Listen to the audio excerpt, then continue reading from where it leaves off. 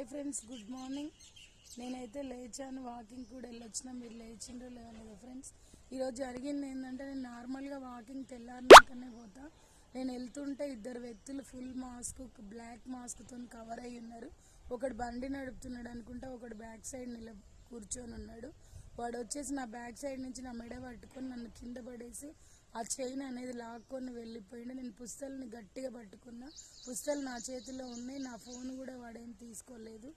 కానీ చైన్ కోసమే వచ్చిండు వాడు. ఆ చైన్ అనేది నేను కొన్నదే వేసుకున్నా. ఫ్రెండ్స్, మీరు కంపల్సరీ వాకింగ్కి వెళ్తుంటే బయటకు వెళ్ళినా కూడా కొన్న చైన్సే వేసుకోండి. వాళ్ళు మనల్ని చంపడానికి కూడా రెడీగా ఉన్నారు. అంతా ఉంది బయట.